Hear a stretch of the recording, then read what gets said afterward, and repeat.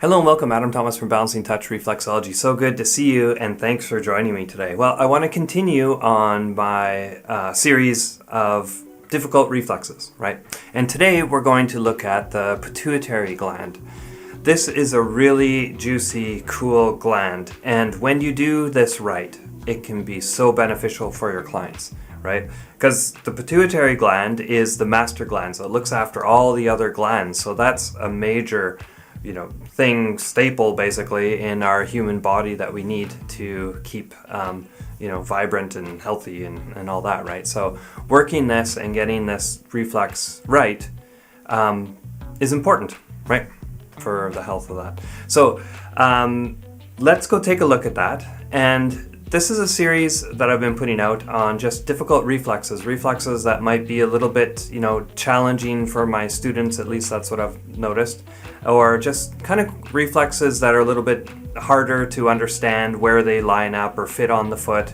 And so I just wanted to make that little series. So down below in the description will be a link to the other videos, a playlist probably, where you can find more information. So anyway, let's get into showing you about the pituitary gland.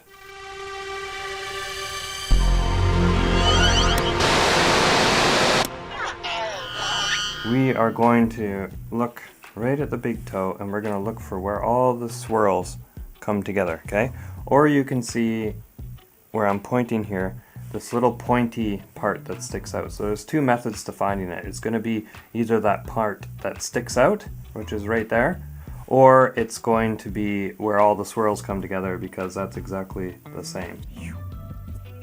Right. So you can see it's going to be right there, right? If I kind of turn a little bit, you can see that there's a point right there, right? So that's what we're looking for, where all the swirls come together or where that little point is, okay? And so what we're going to do is we're going to put our hooking part of our thumb, which is right there, and you're going to feel, and when you do feel, it's going to feel like there's actually a cave, an indent.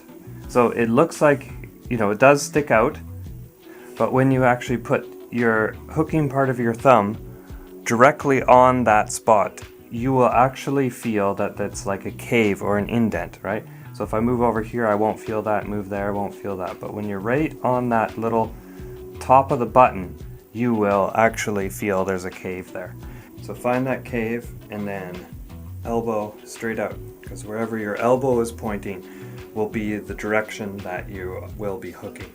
So what you're just going to do is hook out medially, right? So hook straight out. So get your thumb, the hooking part right in that little cave, get your elbow sticking out, and then you're going to hook directly medially across, okay? And there, so you're hooking in, pushing pressure in a little bit, and then you're going to hook it once you're in that little cave, okay? And that's basically how you work it, right? And if you notice here, you're going to see that I'm working over top of my supporting hand, right? And that's really important to pull, pull, pull, right? 1, 2, 3. 1, 2, 3. 1, 2, 3. Good. And then if we look on the other side here, again, same method. I used to look for the swirls, but once I got really used to just feeling it, now I know exactly where it is. Put my supporting hand, work over top, put my elbow out medially, sticking straight across the opposite, and then you're going to hook directly towards the other foot, right? 1, 2, 3. 1, 2, 3. Okay, 1, 2, 3. Again, if your elbow goes down, the pressure is going to be on a different angle, and you won't get the reflex as good as you could, right?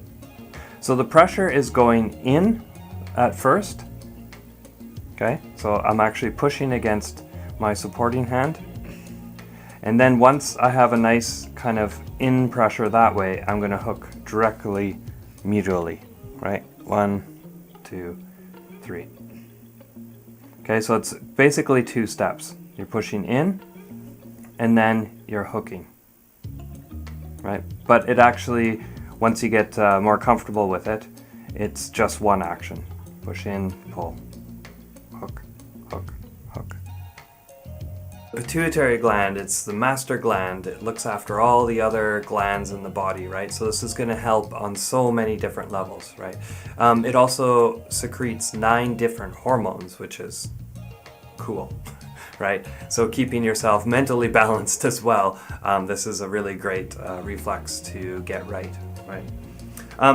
Another little thing that was shared when I was first learning this is that if you work the pituitary gland every 15 minutes, some amazing stuff will happen, especially if you have a fever. So if you have fever-like symptoms or anything like that, try and work this reflex every 15 minutes. And I did this with myself too, just to sort of see if what my instructor told me was have any relevance to it.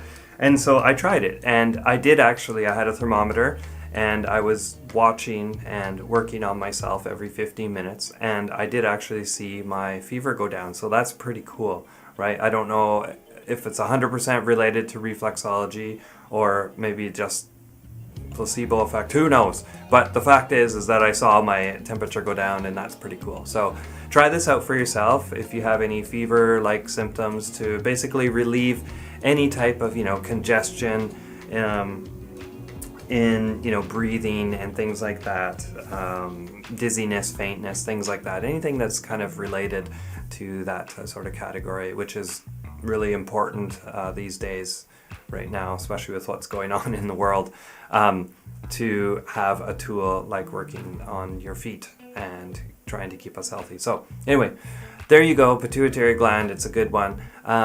If you want to watch other videos in this series that have to do with finding difficult reflexes and stuff, you can go down in the description below, and I'll leave a link to the other videos in the series. So hopefully that helps.